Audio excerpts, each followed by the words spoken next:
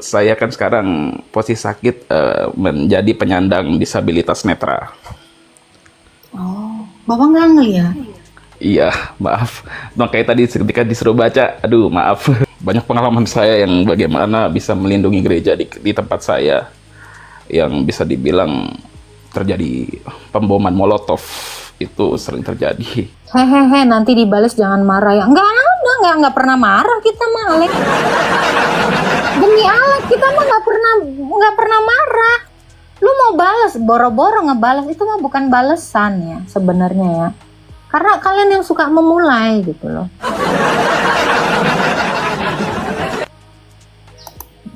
Tuh, ya kan? Buatin. Kuda terengah-engah kan boleh aja. Nggak ada yang masalah. Gitu. Jadi ya, yang Alek ya, yang bilang nanti dibalas. Ah, mana pernah? Gereja kami ini aja kami nggak pernah balas. Santai kita mah. Santai gitu.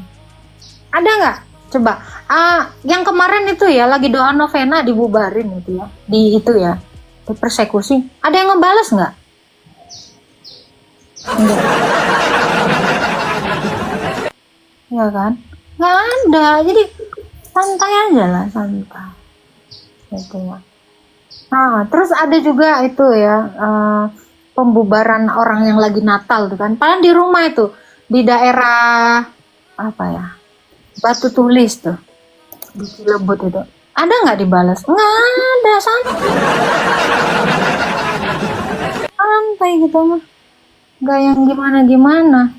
Iya kan? Nggak ada kan? Jadi bilang nanti kalau dibalas ya nggak ada. Kita mah nggak ngebales orangnya. Bye-bye aja gitu. Kalau kamu mau ngebales ya nggak apa-apa.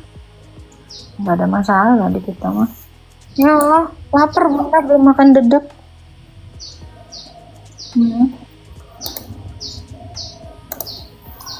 Tapi Kak, Kenapa? luar biasa pengetahuan Kakak tentang ayat-ayat di dalam firman Tuhan ini. Kalau orang ini kan random nih, orang misalnya 1K atau 700, 800 yang nanya. Terus Kakak langsung kasih spontan, baca dalam Lukas sekian ayat sekian seperti itu kan. Itu memang apa namanya itulah. Itu kebetulan cocok. Oh kebetulan. Bisa begitu ya. Kebetulan ada, dadakan aja kebetulan ada ayatnya. Iya, maksudnya itu jadi motivasi gitu buat kita gitu. Yang jadi motivasi kan ayatnya sebenarnya, bukan aku. Iya juga, bener Kak. Tapi Kebetulan ada ya dipakai, kebetulan ada dedek ya dimakan dedek. Ada dimakan pisang kan gitu. nah betul Soid. Halo.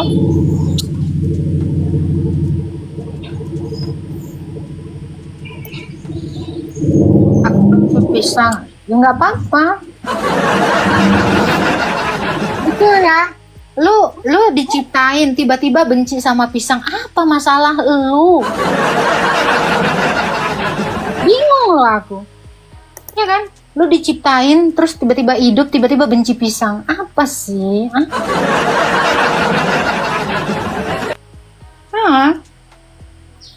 nggak ada yang dibahas. Kalau nggak suka pisang memang ada sih ayatnya kan. Barang siapa tidak membenci orang tuanya, bapaknya, ibunya, dia tidak layak masuk dalam kerajaan surga. Sama kayak kau benci pisang.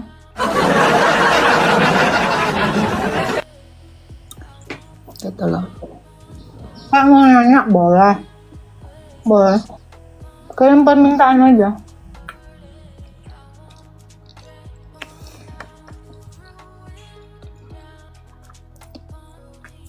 Maksudnya benci pisang itu kan, dia maksudnya adalah dia lebih suka yang lain. Mungkin dia lebih suka buah naga. Gitu. Halo Emma. Halo, shalom Kak Agatha. Kalau Kak sambil makan. Dari lahir belum makan. Iya. Capek live udah 3 Kita, jam. Hmm, ya aku mau tanya dong. boleh. Ya, gimana tanggapan kamu misalnya ada pelayan di gereja, terus cerai nih, cerai hidup ya, cerai hidup. Statusnya itu dia masih jadi pelayan di gereja. Nggak Nah, terus apa-apa. pas cerai hidup itu, Hmm, terus dia menikah lagi, nggak begitu. apa-apa. Nah, menikah lagi. Nah, itu kalau ya secara manusia memang ada yang pro dan ada yang kontra ya, Taya. Ada yang pro dan ada yang kontra. Itu kalau menurut Agatha gimana? Kalau dilihat dari sisi sementara kan dia kan Di statusnya kan Alkitab masih jadi ada kok, pelayan. boleh. Boleh. Yang dilarang itu poligami justru. Itu udah jelas, nikah, cerai, berarti sendiri. Iya kan? Mm-mm. Ya boleh nikah lagi, boleh. Kalau dia mengotaki. Walaupun dia Satu Korintus cerainya 7 cerai ayat hidup ya. 9. Baca ayatnya. 1 Korintus 7 ayat 9. Baca. Ini aku lagi di luar, Agatha. Kak Christian coba. Berapa Kak? 1 Korintus 7 ayat 9. 1 Korintus 2 ayat 9. 7. Itu saya bacakan dulu. Demikian firman Tuhan. Tetapi yang kami beritakan ialah hikmat Allah yang tersembunyi dan rahasia yang sebelum dunia dijadikan telah 1 Korintus 7 kakak sayang. 7. Ayat 9 Kak ya. Ya. Tetapi kalau mereka tidak dapat menguasai diri, baiklah mereka kawin. Sebab lebih baik kawin daripada hangus karena hawa nafsu. Tuh. Itu coba dari ayat 8-nya. Itu bicara tentang itu. Ayat 8. Tetapi kepada orang-orang yang tidak kawin dan kepada janda-janda aku anjurkan supaya baiklah mereka tinggal dalam keadaan seperti aku. Disuruhnya itu salibat, tapi daripada hangus dalam dosa, baiklah mereka kawin. Itu. Seharusnya memang itu seperti Rasul Paulus. Tidak kawin. Jadi sebenarnya nggak salah orang udah cerai. Yang salah itu udah punya istri 1 ditambahin. Ya, Rasul Paulus nggak pernah kayak gitu. Udah punya istri 3 tambah lagi. Nah ini kacau. Ada yang udah 12 tambah lagi. Apaan? Ya kan? Nah ini yang parah. Ini nggak boleh. Seorang Kristen nggak boleh, tapi kalau yang agama lain saya nggak tahu ya, saya nggak ikut campur ya. Tapi dalam Kristen tuh memang nggak boleh, gitu. Iya, Kalau iya. udah cerai, tapi dia bisa salibat itu good. Dia seperti Rasul Paulus itu bagus. Tapi daripada ini jadi suatu kelonggaran. Iya. Daripada kamu jatuh dalam dosa, lebih baik menikah daripada binasa dalam Dosa. Gitu. Iya. Oke. Jadi ada pro kontra terhadap firman Tuhan. Kalau kita bisa baca, ya kita sebenarnya mengerti. Tapi apalagi kalau dia adalah pelayan Tuhan, gitu ya. Iya. Kalau dia memang mendedikasikan dirinya untuk Tuhan, kamu bilang tadi pelayan ya Bu Emma ya. Iya. Harusnya pun dia itu hari-harinya jangan lagi mikirin manusia gitu. Jangan mikirin pasangan, justru dia harusnya bagus kalau dia itu sudah posisi bercerai, dia lebih fokus sama Tuhan. Ada juga itu ya. Iya, iya. Orang yang menikah itu konsentrasinya terpecah terhadap pasangannya. Tapi orang yang tidak menikah, konsentrasinya itu full kepada Tuhan. Oke. Oke, Agatha. Jadi intinya boleh ya? Walaupun dia cerai hidup ya? Boleh. Dia nggak tahan dia daripada berdosa loh, daripada berzina loh. Sekarang gini, Iya, betul. kalian paksa Betul, dia dengan kesalahan kalian memahami firman Tuhan. Kamu udah cerai, jangan nikah. Dia nggak nikah, tapi jajan ini kan menjijikkan. Tapi dia di sana sini entah ngapain gitu, ya kan? Nah itu lebih parah gitu. Ya, lebih baik menikah. Tapi kalau bisa ya harus talibah. Itu sebenarnya yang diperintahkan Tuhan. Dan ada juga kok ayat di Alkitab dikatakan, tidak baik jika manusia itu hidup seorang diri saja. Karena memang manusia diciptakan apa? Berpasangan. Pasangan. Makanya dia laki-laki atau perempuan itu suka mangotaki kalau nggak ada pasangannya. Ya, daripada jajan ya kan. Nah itu. Iya, oke. Daripada tiba-tiba ada video boba ya kan. Ya Allah, amit-amit ya Bang Bayi, amit-amit gitu ya kan. Nah, daripada ya kan ada kasus yang kayak kemarin gitu kan. Kurang banget. Bikin malu gitu loh, bikin malu oten, tau nggak? Makanya kalian tuh jangan ngaku apologet kalau bikin malu, oten kalian. Kawin gitu. Kalau udah ada istrinya, jangan main di rest area. Malu. Main coba kayak gitu, bikin malu kan. Nah, itu. Bu Emma ya, makanya saya bilang, siapa kak? Alah, penggosip kok. Mau gosip di sini? Kepo. Iya, jangan, udah ada kasusnya kok. Orang kayak gitu tuh, makanya Bunda bilang berkali-kali, jangan mengidolakan apologet, please. Itu jelas banget kok, Kak, penasaran. Makanya aku itu mainnya jauh. Bunda walau di room Bunda aja, Bunda nggak norak gitu loh, nggak kurang gitu pengetahuannya. Gitu ya Bu Emma ya, udahlah kita. Oke deh Agatha. Oke Agatha, makasih ya. Berkati Semangat Bu Agatha. Emma. Ya, Tuhan berkati. Ya, Dah. Spil. Kalian cari room penggosip sana. Room saya bukan room penggosip. Mohon maaf ya. Agatha mungkin enggak lah. Saya orang bebas. Enggak punya ayam. Udah lah, gue sepil lah yang gue. Dan lucunya udah tahu gue itu udah punya ayang, lu masih ngegodain gue di DM. Jangan ngegodain yang udah punya orang. Gimana sih kamu, Teh?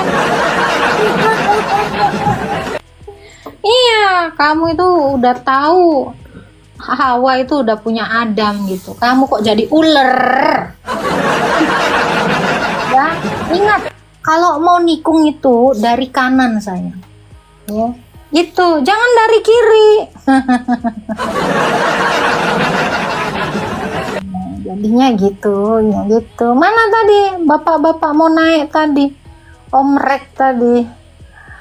Sepertinya kau memang dari planet yang lain. Wah, bumi. Ini Kak, saya mau nanya. Kebetulan ada kawan, dibilang kawan ya juga, tapi dia lawan debat. Apa pertanyaannya? Ngapain sih kamu? Pertanyaannya apa? Ada ini, nggak usah diceritain latar belakang dari pertanyaanmu. Pertanyaanmu aja langsung. Galatia 3 ayat 13. Baca. Sebab ada tertulis, terkutuklah orang yang digantung pada kayu salib. Jadi inilah yang jadi nggak bisa saya jabarkan sama mereka. Orang kok baca aja kok nggak ngerti dijabarkan. Coba baca dari awal. Kristus telah baca. Itu kamu pahamin itu. Baca. Itu lo maksud ayat itu, masa sesimpel itu kok nggak ngerti. Bagaimana cara Kristus menebus kamu itu dengan jalan dia itu menjadi kutuk di kayu salib. Sebab ada tertulis di dalam Ulangan 21 ayat 22 dan 23. Di situ orang yang terkutuk itu digantung. Orang berdosa itu terkutuk dikatakan. Bacakan dulu. Ulangan 21. Oh, ini nggak pernah baca Alkitab.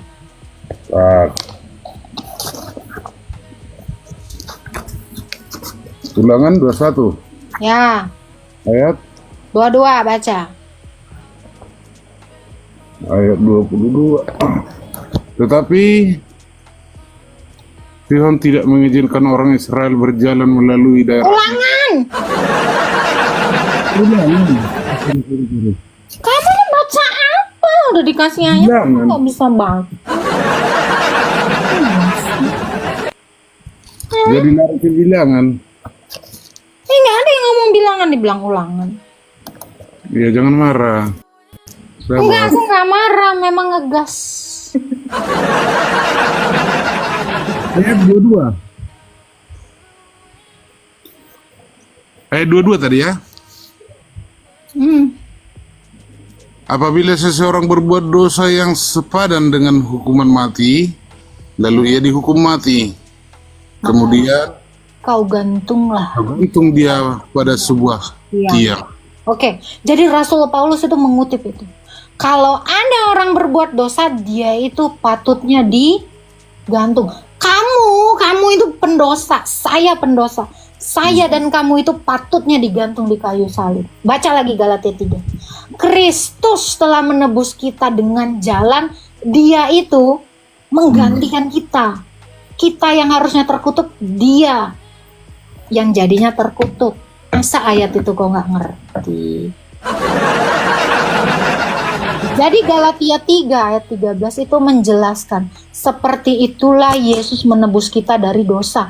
Harusnya kita itu digantung pada sebuah tiang. Karena orang yang berdosa itu digantung tadi kan di Ulangan 21 ayat 22 dan 23 kan? Nah, harusnya kamu itu digantung sama saya digantung. Tapi dia menebus kita. Menebus itu mengambil kita dan dia yang akhirnya tergantung. Dia akhirnya terkutuk karena kita itu tidak pernah bisa mentaati Taurat. Makanya dikatakan hukum Taurat itu seperti kutukan sebab tidak ada yang bisa melakukan semuanya. Orang berdosa itu kutukan. Dosa itu adalah kutukan itu. Nah, Kristus itu telah dibuat jadi kutuk, telah dibuat jadi dosa. Padahal dia tidak berdosa sebab dia menahankan apa yang menjadi hukuman kita. Itu maksud dari Galatia 3 tadi. Paham? Jangan salpok dong sama pikirku. Coba. Ada lagi bang? Yang kedua, pertanyaan itu tadi yang sempat naik tadi masalah. Pertanyaan orang ngapain kok tanya balik? Ya, kurang sempurna rasaku. Apalagi kau tanya aja, kau suka kali ikut campuran pertanyaan orang. Penggosip. Ya iyalah, namanya Penggosip. ingin tahu. Namanya kok penggosip. Ingin Pertanyaan tahu. orang biar jadi pertanyaan orang. Kau ide dong sendiri. Ya, karena berhubungan dengan iman kita. Apa pertanyaanmu? Tadi kan menambah istri itu. Gak usah nambah-nambah istri, gak ada. Gak ada itu. Ayatnya di mana nggak boleh nambah? Memang gak ada. Oh, manusia diciptakan berpasangan. Bukan Ya. satu pasangannya 5 kok. Makanya. Baiklah mereka dalam pernikahan, baiklah mereka tidak lagi jadi 2. Mana ada dibilang, baiklah mereka tidak lagi jadi 5, melainkan jadi satu daging. Gak ada. Gak ada. Kamu harus mengerti ayat itu. Demikian mereka tidak lagi 2, melainkan satu daging. Mereka tidak 2, berarti perkawinan itu hanya ada 2. Bukan 3, bukan 4, bukan 5, bukan 6, apalagi 13 mungkin. Dari ayat itu aja kok nggak ngerti apa-apa. Apa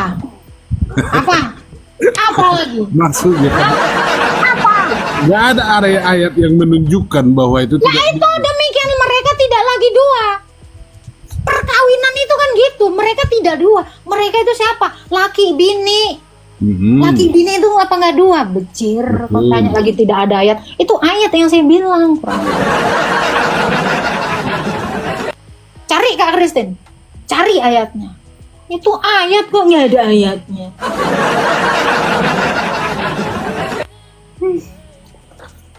Udah turun dia. Ini ada juga di sini ya. Seorang diakon harus memiliki 1 istri. Nih ya. Ayat demikian. Aku turunin.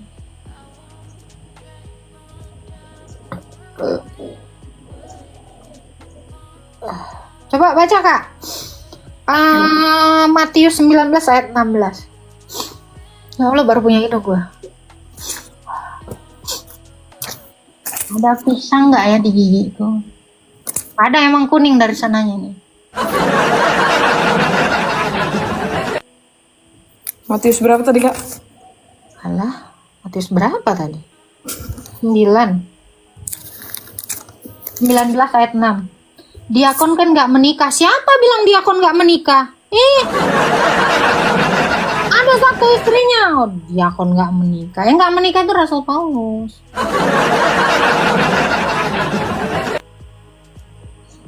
Coba baca Kak. Ya, lama kali kau. Matius 19 ayat 6. Ayat 6. Demikianlah firman Tuhan, demikianlah mereka bukan lagi dua, melainkan satu. Karena itu apa yang telah dipersatukan Allah tidak boleh diceraikan. Nah, ngupil dulu ya.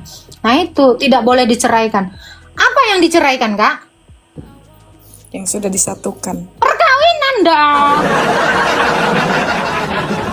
Mungkin nggak ada orang bilang belum kawin dia masih pacaran. Aku udah cerai sama pacarku. Nggak ada.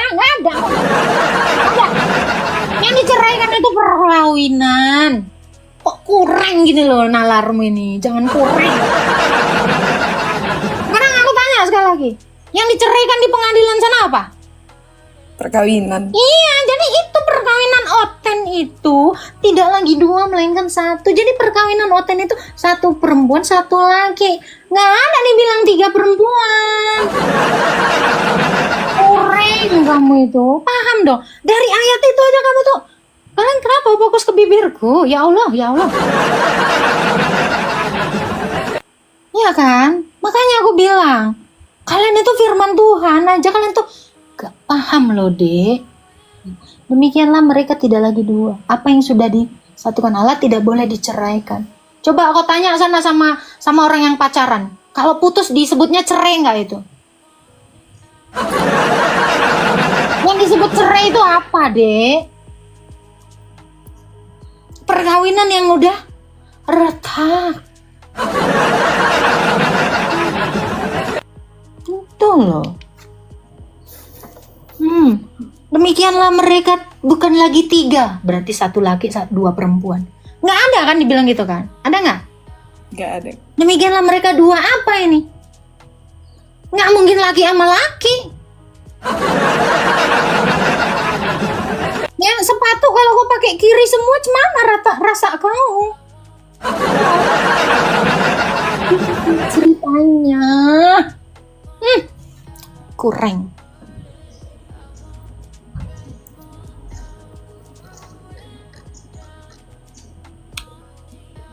Ya Allah, bibir semua. Iya, kenapa? Kaget loh. Kenapa? Gak suka. Apa? Yang penting gigi bunda gak bolong. Ya Allah, terlihat jelas semuanya. Yang penting gak bolong ya. Untung gak bolong. Udah kemarin dicabut yang belakang.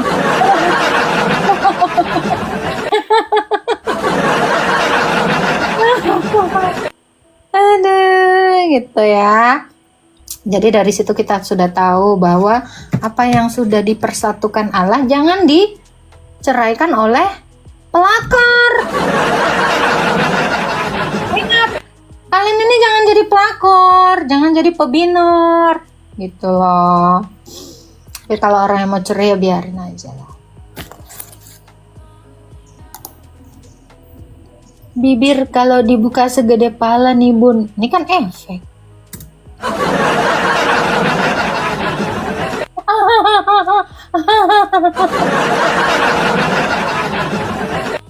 Nggak apa-apa, yang penting kan nggak kurang gitu loh.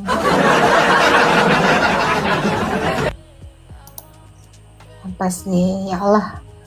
Ada lagi yang mau bertanya di bawah? Oke, makna baptisan itu kan kita tahu ya. Di dalam Roma 6 ayat 3-4 boleh dibaca? Roma 6 ayat 3 sampai 4. Ini makna baptisan. Karena perintah Yesus itu adalah selamkanlah mereka dalam nama Bapa, Iya. Anak, dan Roh Kudus. Coba di dalam Roma 6 coba dibaca dulu, Pak. Maaf lagi di luar. Oh iya Kak Kristin, sorry Pak. Kak Roma Kristin 6. boleh bantu ya? Boleh Kak, boleh. Roma 6 Ayat 3 sampai 4. Roma 6 ayat 3 sampai 4 demikian firman Tuhan. Atau tidak tahukah kamu bahwa kita semua yang telah dibaptis di dalam Kristus telah dibaptis dalam kematiannya. Dengan demikian kita telah dikuburkan bersama-sama dengan Dia oleh baptisan dalam kematian, supaya sama seperti Kristus yang telah dibangkitkan dari antara orang mati oleh kemuliaan Bapa, demikian juga kita hidup dalam hidup yang baru. Oke, dikatakan mereka dikuburkan dalam baptisan. Iya. Mungkin nggak Pak? Bapak dikubur. Namanya dikubur itu masuk sepenuhnya apa? Cuman pakai tanah 3 butir gitu. Masuk sepenuhnya. Nah itu. Makna baptisan itu adalah tempat penguburan kita. Dan itu juga menjadi rahim ibu kita. Bapak tahu apa yang terjadi pada bayi yang dalam rahim ibunya yang kurang air ketuban? Mati. Nah itu. Oke. Jadi air itu bisa memberikan kita kehidupan. Jadi air baptisan itu adalah tempat penguburan kita sekaligus rahim ibu kita. Makanya kita setelah dibaptis itu disebut lahir. Iya, baru lahir. Kita baru lahir. Kita ini adalah ciptaan baru Yesus. Iya. Oke, boleh saya tanya lagi? Boleh. Masih banyak penasaran sayanya. Oke. Bapak nggak nyanyi nih? Bapak nggak nyanyi? Tunggu mati aku jadi penasaran. Sih. Iya. Oke, saya kan sekarang posisi saya sedang sakit. Dan waktu itu sempat chat Kak Agatha sih. Pas perpisahan yang cuma 2 hari doang itu. Perpisahan yang 2 hari doang itu. 2 hari aja udah kangen banget ya Pak ya.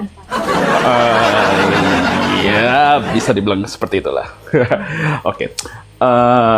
Saya kan sekarang posisi sakit menjadi penyandang disabilitas netra. Oh, Bapak nggak ngeliat? Iya, maaf. Makanya tadi ketika disuruh baca, aduh maaf. Oh, saya mohon maaf ya Om Pocong ya. Gak apa-apa. Berarti Bapak dari tadi nggak ngeliat aku nih selucu ini di live ini. Awal. Mohon maaf Pak Om Pocong, tapi tenang aja. Yang penting Bapak kan bisa melihat firman itu kan? Oh iya, dulu pas saya kan kena jadi penyandang ini kan di umur saya yang ke-23 dulu. Ya. Dua-duanya Pak? Iya, sayang sekali. Tapi ya sayang sekali. Ya, tapi saya dulu juga seneng diskusi lintas agama, tapi secara offline ya. Karena dulu saya masuk dalam organisasi Gerakan Mahasiswa Kristen Indonesia. Yang bisa dibilang banyak pengalaman saya yang bagaimana bisa melindungi gereja di tempat saya. Yang bisa dibilang terjadi pemboman Molotov itu sering terjadi dan pembubaran gereja. Jadi ya seperti itu. Oh ya, dan balik lagi ke pertanyaannya, maaf kalau bisa di kemana-mana. Di dalam katekisasi ortodoks bisa menerima saya yang disabilitas ini? Apa enggak? Tuhan itu adil loh Pak. Kita tidak punya mata aja, kita dikasih indera pendengaran gitu. Karena indera kita tuh ada berapa? Ada 5 gitu. Untuk bisa mengidentifikasi sesuatu, untuk mengidentifikasi suatu keberadaan. Bahkan kita itu aku bilang, kita bahkan punya hati ya. Ini yang aku bilang sixth sense itu ya. Iya betul. Kita bahkan punya hati saya untuk percaya itu. merasakan bahwa Allah itu benar-benar hadir gitu. Iya. Gitu ya. Apakah Bapak kalau di dalam katekisasi bisa kan kita bisa mendengarkan? Iya. Bahkan Karena dulu saya berpikir gini, Kak Agatha. Saya dulu tuh berpikir gini. Karena kan dulu saya sempat katekisasi di CD di gereja Calvinis. Ya. Dan itu kan ada tes akhir, lisan dan tulisan. Mm-mm. Saya pikir ada seperti itu. Apakah ada seperti itu? Nggak ada, Akhirnya sebelum katekisasi itu nggak dites, Pak. Oh, Nggak ada, katekisasi itu nggak ada dites. Tes yang sebenarnya itu adalah ortopraksia. iya. Dan saya tuh mengenal iman ortodoks, kalau bisa jujur, itu dari game loh. Dari Dota, saya bertemu seseorang. Dan saya waktu itu beberapa kali waktu saya masih sehat, masih bisa lihat waktu itu.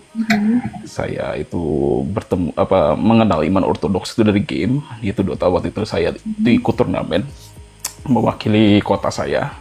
Dan bertemu teman, akhirnya ngobrol, dan akhirnya ya dia mengenalkan iman ortodoks. Namun waktu itu saya dikenalkan dari teman-teman Moskow Patriarch. Oke. Ya, terus setelah saya telaah segala macam waktu dulu ya, akhirnya terputus karena beliau di Jogja. Dia di Jogja dan dia katanya sudah pergi ke Taiwan dan untuk melanjutkan bisnis. Saya nggak tahu gimana keadaannya sekarang, saya nggak tahu. Yang saya ingat dia nama baptisannya adalah Lazarus, saya nggak tahu nama aslinya apa. Jadi si kawan ini menyarankan saya, banyak mengajarkan saya seperti berzikir, terus sembahyang 7 waktu. Sebelum mengenal Romo Daniel yang saya baru tahu ternyata ada gereja ortodoks Indonesia. Saya waktu itu mikirnya Moskow Patriarch itu sama dengan GOI. Saya awalnya mikir gitu kan, sama ini gitu. Tapi ternyata pas setelah saya kecelakaan dan ya sempat merenung sekali, sempat menyalahkan Tuhan. Karena saya waktu itu, akhirnya saya berpikir waktu berenung itu. Dari renungan saya dan kebetulan waktu itu Romo Daniel lewat di YouTube saya. Bagaimana Allah bisa berkenal dengan manusia melalui suara dan mengenalkan diri. Dan saya merenung ke diri saya. Semua manusia tidak bisa melihat Allah. Sama seperti saya sekarang yang tidak bisa melihat even adik saya atau ibu saya atau Mbak Agatha itu sendiri. Betul. Tapi bagaimana Mbak Agatha bisa saya tahu mukanya seperti apa dan segala macam? Karena Mbak Agatha ngasih tahu, muka saya bulat, kulit saya putih, segala macam, ABCD segala macam. Jadi saya bisa mengumpulkan kesimpulan, iya, berarti ini yang selama ini, ajaran yang selama ini saya cari. Itu kan, ini ajaran yang selama ini saya cari. Karena saya berapa kali saya tanya waktu dulu pasti saya sehat ya, ke Katolik, ke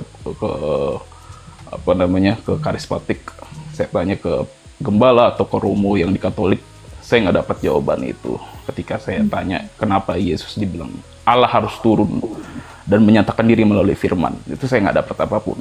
Akhirnya saya dapatnya di Romo Daniel. Puji Tuhannya seperti itu sih.